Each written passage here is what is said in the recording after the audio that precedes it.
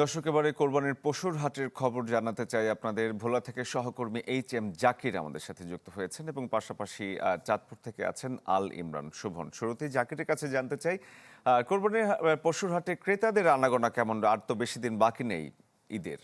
কোনো না কোনো হাট ভোলাতে বসে। জেলার ৭ উপজেলায় আমরা দেখেছি যে ক্রেতা বিক্রেতাদের সমাগম ঘটছে হাটে এবং বেচা বিক্রি হচ্ছে, কিন্তু দেশের অন্যান্য জেলার তুলনায় কিন্তু ভোলাতে গরুর দাম তুলনামূলক অনেকটা বেশি, কেননা যোগাযোগ ব্যবস্থা বিচ্ছিন্ন থাকার কারণে, পাশাপাশি এটি একটি দ্বীপ জেলা হওয়ার ফলে এখানে কিন্তু চারিদিকে নদী বেষ্টিত জেলায়, এ কারণে বাইরের জেলা থেকে এই জেলায় গরু আসাটা অনেকটাই কিন্তু বেগ পেতে হচ্ছে। সে কারণে বাইরের জেলা থেকে কিন্তু গরু সাধারণত একেবারেই আসে না।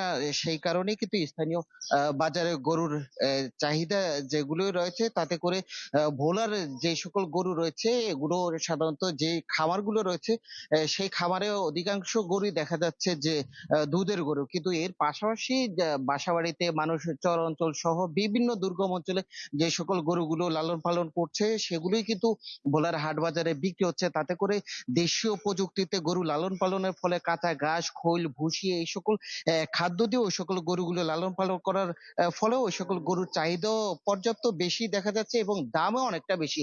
তাতে করে ক্রেতাদের অনেকটি অভিযোগ, প্রতিটি হাটে যে গেল বছরের তুলনা বা তার আগের বছরের তুলনায় গরুর দাম তুলনামূলক অনেকটাই বেশি।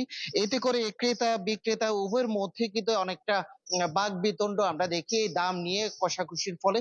এর এর ফলে কিন্তু কেনাবেচা অনেকটা কম হচ্ছে। হয়তো এর পরবর্তী হাটগুলোতে হয়তো যত দিন ঘনিয়ে আসবে তখন হয়তো বেচা বিক্রি অনেকটা বাড়বে বলে মনে করছেন উভয়ই।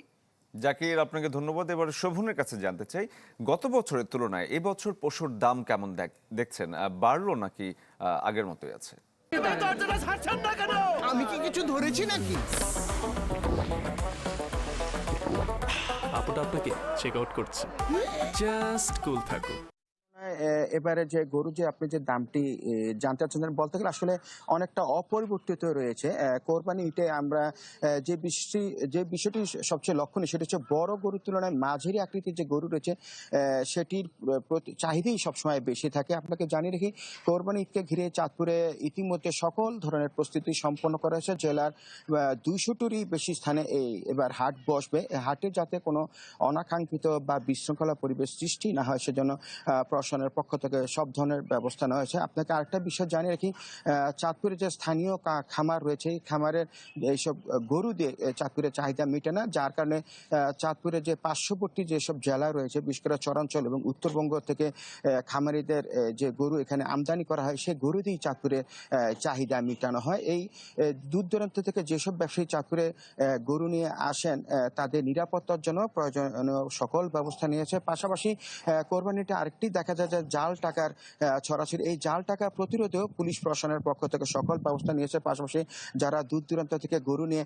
চাঁদপুর জেলায় প্রবেশ করবেন তাদের যে নিরাপত্তার যে বিষয়টি আছে সেই বিষয়ে প্রশাসনের পক্ষ থেকে বিভিন্ন ধরনের ব্যবস্থা নেওয়া হয়েছে। আপনাকে একটি বিষয় জানিয়ে রাখি, জেলা প্রাণী সম্পদও গরুর হাটগুলিতে যাতে কোনো ধরনের গরু যাতে অসুস্থ হলে যাতে প্রয়োজনীয় তাৎক্ষণিক ব্যবস্থা নেওয়া যায় সেই ব্যাপারে তারা বেশ সতর্ক রয়েছে। আর দুদিন পরেই কিন্তু ঈদুল আজহা উদযাপিত হবে। ঈদুল আজহায় দেখা যায় বিভিন্ন সময় সড়কের দুই পাশে কোরবানির হাট বসে, যার কারণে সড়কে তীব্র যানজটের সৃষ্টি হয়। তো সেই ব্যাপারেও প্রশাসনের পক্ষ থেকে সড়কের পাশে হাট না বসানোর ব্যাপারে সজাগ দৃষ্টি রাখা হয়েছে। এই ছিল চাঁদপুর থেকে কোরবানি হাট নিয়ে সর্বশেষ খবর। শোভন, আপনাকে অনেক ধন্যবাদ।